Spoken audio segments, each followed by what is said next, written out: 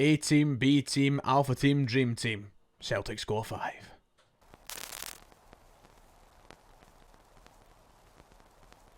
Ladies and gentlemen, welcome back to the channel. Aberdeen 1, Celtic 5.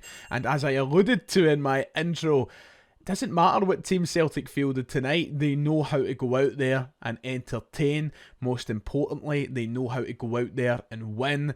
What a performance from Celtic this evening when you consider the amount of changes, when you consider the opportunities that were handed out. You would assume you were just watching Celtic's strongest 11 play, and that's what I was most impressed about tonight. I actually had a lot of excitement about tonight's game, and we spoke about this on my members only live stream before the game. I was really excited for tonight's game, more excited than I've been for the last 2 or 3 league games, because there was something different about it. There was an added flavour, and that was the chances that were handed out to the likes of Johnny Kenny, to the likes of Mike Nawrocki, to the likes of even Paulo Bernardo returning to the starting 11. I was really excited to see that change and how it would affect the performance. It only positively affected the performance. There was no negatives. There was only a brief 10 or 15 minutes in the game where Celtic didn't look that good, and we'll obviously come to that. Outside of that, you would assume that was Celtic's best team. You would assume that Dyson Maeda and Nicholas Kuhn were starting on the wings. You'd assume that Cameron Carter-Vickers and the usual back four were in place. You would assume that this was just Celtic at their finest. And if that was what they called a dress rehearsal for the Scottish Cup, you'd be better handing us the trophy just now. Because if Aberdeen play like that against the B team, oh well, God almighty, wait till they come against the A team. What a game tonight. Very fun stuff. It was genuinely one of I think one of the most fun times I've had watching Celtic away from home this season. I'm not lucky enough to be there every week. I get the odd away game every year. Usually I watch away games here with my dad. That's how I like to do it. And that's probably the most fun me and my dad have had watching Celtic play away from home this season, just because of how different it was, how well we played with all the changes. The only thing that was missing was a James Forrest goal. So I'm delighted with how tonight went. The penultimate game of the season is now over and done with. We head into Saturday where we lift number 55, and we do it while the steam train just keeps going. Remember, there was that point in the season where people were getting concerned over a dip in form. Remember that. Feels like an eternity ago. So let's start from the beginning as we usually would do. And that team, that lineup was the thing that captured all of our attentions very early. We seen the lineup come out, and I think that there was a mixed reaction to it. You naturally had the Celtic supporters who were maybe a wee bit pessimistic, a wee bit nervous over the amount of changes and the amount of chances handed out. It was a huge opportunity for some of these guys, and I think a lot of people thought that it could have been easy for Celtic to down tools, but I think the majority of Celtic fans, like myself, I think most of you will agree with this watching. I think we were all intrigued and excited about it. And I said this earlier, even if Celtic went out there and lost tonight, unless they lost 5-1, then I genuinely would have been annoyed. But we won 5-1, so it's okay. But I said this earlier in my stream, that if Celtic lost 1-0, 2-0 tonight, and that was the team we played, I wouldn't have been arsed. And I think you would have been forcing it if you were arsed. This was all about just getting over the line and bringing it home on Saturday. And that's not me saying it's okay for Celtic to lose. I would never say that. I would never align myself with that rationale. I don't want to see Celtic lose in any game, whether it's meaningless or if it's a European Cup final. I don't want us to lose games. No game is meaningless. But if we did lose tonight with all those changes, I would have said, fair enough. Because ultimately, tonight was on the players. Tonight was on the 11 men who were on the park, who some of them were given chances that could have been last chances, and they took it. So, you know, I was excited for it, and I think I was repaid for my excitement. I was repaid for my faith in these players tonight. I didn't necessarily feel Celtic were going to go in and lose, even with that team out, because we still are a cracking unit. And ultimately, I think what goes to show most, and first and foremost from all of this, is we've just got a manager that puts out a team and knows how to win games. That he's instructed and trained and coached these lads, that no matter the combination of 11 players that play, we can get the job done. I have faith in the coaching team. I have faith in the players, from the starters to the younger guys, to the Sean McArdles, all the way to the Callum McGregors. I have faith in the coaches to make sure these players can go out in any combination and win games. And I think that's what shone through the most tonight, that even with such a different looking team and different players in every area of the park, we didn't look disjointed. We didn't look lost. In fact, we were playing some really nice football. And I was thinking to myself, hey, if that was the 11 that played with each other every week, we could have scored 9 or 10 today. And it's against a side who've been up and down this season, but one of the better teams. and that's how we played. So I'm just generally delighted. I thought Celtic started the game really well. For that first half an hour, we were in total control. Aberdeen got forward on a couple of occasions, but they were quickly stopped by Celtic's back line. But we dominated that opening half hour, and I thought we deserved a couple of goals. Some of the movement was really, really nice. And I would like to highlight how well that front three were playing with each other. I mean, when you think about this, let me just rhyme out the front three this evening. Yang, Johnny Kenny, James Forrest. When have we ever seen that? Will we ever even see that combination play together again in a front three? Probably not, unless we're in the same situation this time next year. And they played like they knew each other. You know, as I said, if they had a bit more match experience together, I think we could have scored another couple. It was maybe just the timing of a run was off by a millisecond. That maybe a pass was just weighted a bit too heavy for someone. But I thought the movement, especially if Johnny Kenny, looked really, really good. He was getting himself into areas. There was a couple of times where Kenny would get the ball off the end of maybe a McGregor pass or somebody else, and it was maybe just his first touch that let him down a wee bit. And I think that's perfectly natural when you've not played a game of football in a long time, when you're in this game scenario and you're not Matt Sharp, that your first touch will let you down because you're just not on it. But I thought the movement of the front three was really, really good the first half. I thought the midfield were just playing with a real presence in the game, dominating the game. And defensively, we were hardly tested. And then we found the goal, which we did deserve to unlock the game. It was taking its time. And I just knew that Celtic needed one goal to just maybe get Aberdeen's defenders a little bit more spaced out. And it came through an unlikely source. Mike Nawrocki made it 1-0 to Celtic. I was delighted to see him in the starting 11 tonight. I did say earlier that I think it could have been his last game as a Celtic player, but who knows, after his performance again tonight, maybe he's giving Brendan Rodgers something to think about, man. And I put up a post on Twitter, and I don't want to be slaughtered, or it was mostly a joke, but can you make the argument that Mike Nawrocki can be considered a better player than a couple of the centre halves we have here? Liam Scales, perhaps Austin Trusty. I don't know, man. I would rather keep Nawrocki around than a couple of players, and I don't know what's been the story behind his Celtic career. I've heard rumours that it's to do with fitness more than anything, and maybe just his inability to get to the level of fitness that we know that Brendan Rodgers puts fitness on the top of the mountain. It was the first thing he prioritised coming into Celtic in 2016. We know that it's such a big thing for Brendan Rodgers, but whether it is that or not, let's put rumours or whatnot aside.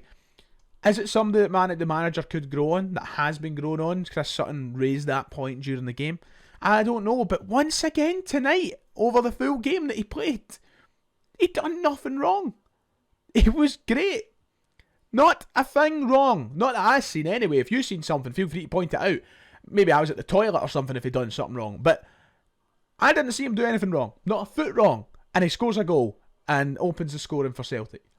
I thought he was brilliant. I thought him and Trusty were really, really good together tonight. I'll give both of them their flowers. But Nawrocki, what is the story of his Celtic career? I don't know, but I would love for it to be figured out. He opened the scoring for Celtic. It was 1-0. It wasn't long after that where the game got away from Celtic, and I think it got away from Celtic because of such a long stalling period in the game.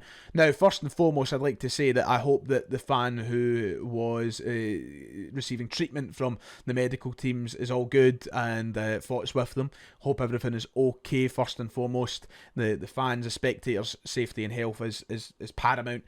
But in saying all of that, I think that break kind of caused Celtic to... I don't know, they didn't look themselves as the match restarted. I mean, Aberdeen literally scored from the stoppage, like straight away, go up the park, Nisbet scores. I think Celtic just looked a little bit sleepy, looked as though it kind of the stoppage took it out of them a wee bit. And that continued after the goal. That kept happening. I thought Aberdeen ended the half up until a moment that we'll talk about. I thought that Aberdeen looked as though they were ending the half on the ascendancy. Celtic looked rocked. Celtic looked a little bit like they had just taken too much of a rest and they had to find themselves again. And luckily for us, a certain Yang Hyun Jun stepped up big time, found a goal, and a lucky ricochet, you could say, but well worked from James Forrest, and Celtic had the lead again going into half-time. And I think that Aberdeen really just couldn't get themselves back into the game following that, because basically instantly, the 48th minute of the game, Luke McCowan scores to open the second half. And what a performance from him tonight, by the way. Luke McCowan, a goal and 2 assists for him. I thought he was utterly brilliant tonight. Luke McCowan, he looked once again like a Celtic player. And I hate saying that because we're a year into his Celtic career now. He's been here all season. It's not like he needs to be treated like a baby or as if he's a competition winner. It's just very rare that somebody signs from the likes of a Dundee and they come in to have such an impact and it can be so reliable.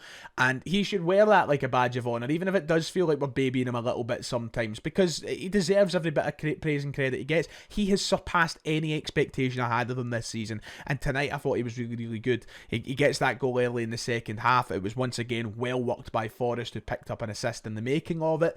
But he was just brilliant. I thought him and Bernardo really possessed a great attacking threat in their game tonight.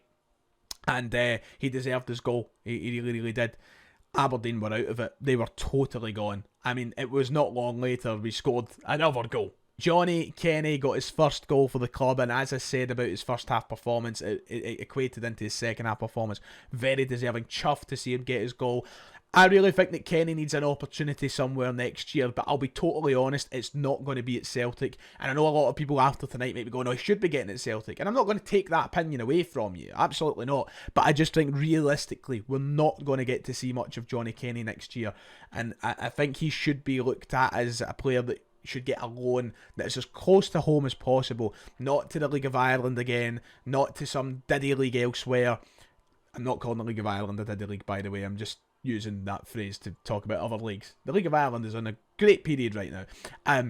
I would like to see him go somewhere that is maybe in this league, that we can judge him against teams in this league to see what he's like on a consistent basis, rather than putting him somewhere that we can't really weigh that up, because his chances are going to be few and far between next year.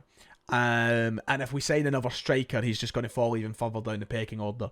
But it's great to see him get that goal. It's probably a moment he's been dreaming of since he signed for the club. I mean, he's been here for 3-4 years now.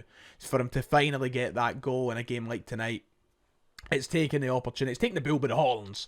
And that's what I thought Johnny Kenny done with his performance tonight. So I was delighted to see him get his goal. And 4-1 up, Aberdeen all over the place. We were just running amok with them. And Celtic just seen the game out, didn't they? They just took total control. Aberdeen looked like a mess, to be honest. They had their chances every now and then. Vincent Sala was forced to make a couple of big saves. I didn't even really talk about the goal we conceded, but I mean, it's there for you to see if you want to go and watch the highlights. And we just had total control. I mean, Aberdeen get a man sent off through careless tackles. That was one of the criticisms I had from tonight, not in regards to Celtic, not criticising Celtic, but the referee letting a few of these moments go by him. The one that comes to mind was the tackle on Hatate later in the game, right towards the end of the game. I mean, that's a reckless one, and the referee doesn't even get a card out. And I can't help but think that that's the sort of situation that they really should be reviewing using VAR. Now, I'm not saying the boy deserves to be sent off an automatic red card, but it doesn't even get an ounce of consideration. And the boys went in and deliberately hurt Rio Hatate. Like, there's no two ways about it. He's deliberately hurt him. So these are, I think it's easy for referees in these moments when a team's 4-1 up to go, doesn't really matter, game's done anyway, and they just kind of shrug it off. But that's not how the refereeing standards should be. They should treat every game as if it's a close, and every moment of a game as if it's still 0-0, as if that anybody's game is there. And I know Aberdeen were already down to 10 men disadvantaged, and they weren't going to score 3 goals, but come on, you can't just let them away with it. And even if it's just a yellow you give them, like, my God. But Aberdeen were all over the place. Celtic were just, passing the ball nicely. The changes all came on and made an impact as well. I thought it was nice to see Johnston ahead of the weekend in the cup final. It was nice to see Kuhn get back on the park as well. It was nice to see young McCardo, who once again looked sharp coming off that bench. And then Celtic finish it off with the icing in the cake. Adamida was there for a lovely wee tap-in goal. Send Celtic fans back down the road happy. 5-1 winners up in Pittodrie, penultimate game of the season. We're just not slowing down. No matter what team is on that field, no matter what the circumstances are, this team will not slow down. And what a lot of fun that was tonight. So yeah, I'm looking forward to Saturday even more so. Now we have 2 games left in the season. Saturday and the cup final, and after tonight I'm feeling very, very confident about that cup final. But the circumstances change, performances will be different. It's not as if it's done yet. There is still a treble to be earned, not given. So I will be back tomorrow and Friday with the Celtic, the Thunder.